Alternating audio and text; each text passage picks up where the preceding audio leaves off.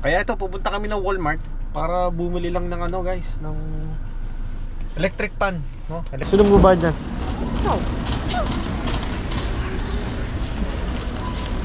Bagay. Ganun talaga, di ba? Hey guys. Ito unang alis namin ngayon guys ha. Kararating niya lang kanina. Okay. Tapos medyo naka-igrip siya, kaso nga lang ang hinahanap electric pan, no? Kasi nga guys, dito kasi sa BC hindi ewan ko kung yung iba gumagamit electric pan, pero magmula na dumating ako rito, hindi na ako nakagamit ng electric pan talaga, at gawa nga ng malamig dito nataon ang dating ni Jen dito summer, no? Kaya well, alam niyo naman si Jen talagang ayaw na ayaw niya na mainit, no? Kaya ito, pupunta kami ng Walmart para bumili lang ng ano guys, ng electric pan, no? Electric pan. Actually medyo late na nga, na tayo, 8:30 na ng gabi rito. At tingnan, malawanag pa rin, no? Ano, 8:30 8:30 ng gabi guys, 8:30 malawanag pa rin. Ang close ng Walmart alas 10, no? So punta muna kami doon at bibili kami ng electric pan, no? Para kay baby.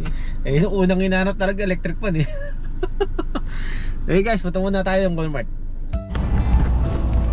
So guys, ito, andito na kami sa Walmart, no? First time. Ha? Hindi pa siya naliligo. Kasi ito pa rin yung suot namin kanina. Gawa nga ng sayang naman, di ba?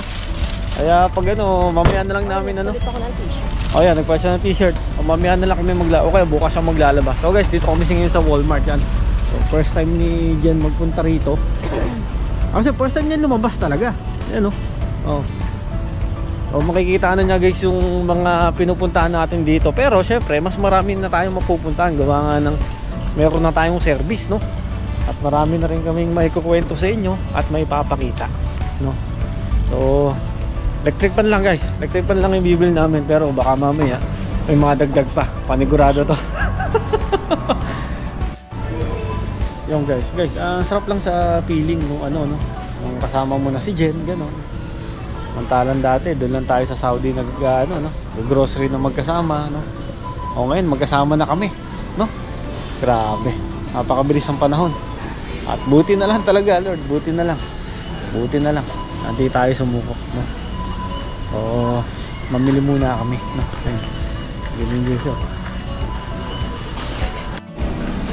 Guys, ito may nakita akong yung vacuum ba?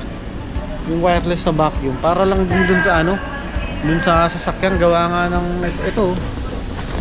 Maganda to. Magkano lang naman? Nasa 28 lang yan kung sasamahin mo tax, so 30. Gawa nga ng guys, yung balahibo nililo dun sa sakyan, no? Kasi nga dati kung babalikan nyo yung mga binavlog ko dati nung nasa Saudi pa ako, yung sasakyan namin dun talagang pinaplastikan ko yung flooring, no? Para makaiwas din dun sa alikabok, sa dumi, lalong lalo dun sa dun sa balahibo nililo. Ngayon since hindi natin napaplastikan at sa tingin ko mahal yung pa-plastic dito ng ganon, or kung meron ba ritong ganon, ito dyan, binili ko 30 lang para so nagpasya tayo na bilhin na to, pagkano lang naman, para at least maano natin yung balahibo nililo sa akin. Kailangan doon pala babayaran. Binayaran mo na? Wala ko. Patay tayo dyan. Sabi ako na naman ang taya rito guys. Siyempre yung dapat Asan? Hindi, sasabi ko. Ito, ayun. Dalawa. Meron ako nakita. Ayun pala. Ayun. Ito. 20 lang. Okay na to. Pero mas maganda to. Okay ba to? Ito, mas mura. Pero kasi siya. Kasi mababa lang. Ipapatong. Ito 22. Halika, bayaran naman natin ng Saan? Ang laki naman yun, di mo kakailangan yun. Saglit lang ang rito, ang summer. 19 lang to, ayun. Parang mas Ikaw? Ito, 32 lang. Electric fan. Dapat push cart na ang kinuha mo. So guys, ito na lang napili namin. Na ano kasi parang mas matibay yata to compare dun sa compare dun sa isang electric fan na parang plastic eh. So ito na lang eh. Ano lang naman, dati siyang 30 na yun. Ngayon, 32 na lang. Ayun. Ito. Okay to siguro. Bali ganito siya kataas. Sino bubad dyan? Ikaw. Bagay. Doon talaga, di ba? O, tayo daw magbabayad. O, bumili na kami guys ng electric fan tsaka vacuum, tapos yung konting mga toiletries ni Jen. No? At wala na rin kaming oras. So magsasarado na kasi. So try namin sa iba. Meron yung puti. So try namin ulit sa susunod.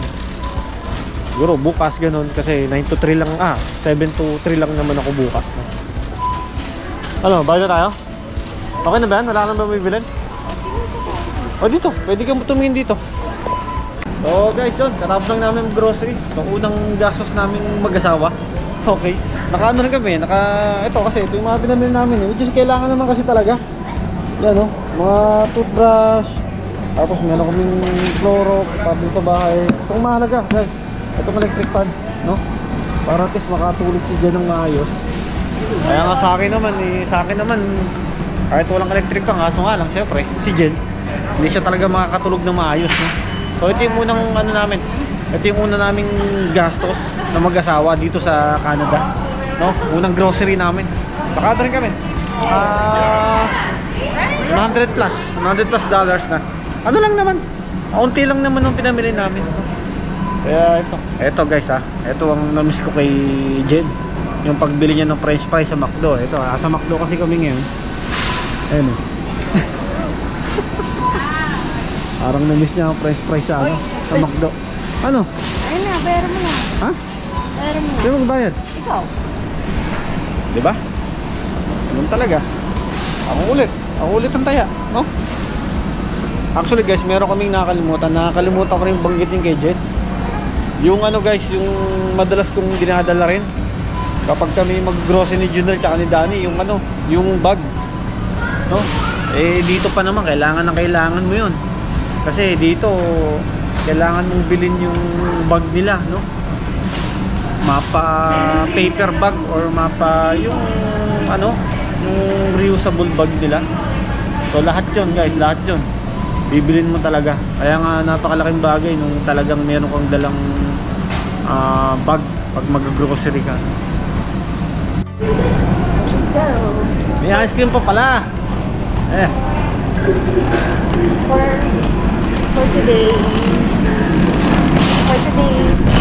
For today's video. $200, no? 100 for the meal this morning. Another 100. Oo nga pala. Oh. Today. Nga pala. Ako na to. Nakaano pala kami ngayong araw na to guys. Naka 200. No? Kasi kinain din namin kanina. Sarap naman. Kinain namin kanina nasa 100 plus, no? Tapos ngayon 100 plus din. So okay yung ganun pag-itig pa na dyan, gastos na. Pero okay lang yun. Ganun talaga, di ba? Ganun talaga, sabi ko nga yung yung pera, kayang kitain yan. Pero yung mga memories na gagawin namin dito at sa mga susunod naming yun, so masusunod na mangyari yun. Yun talagang yun talagang walang kapantay, no? Kaya yung ipunin nating mga memories.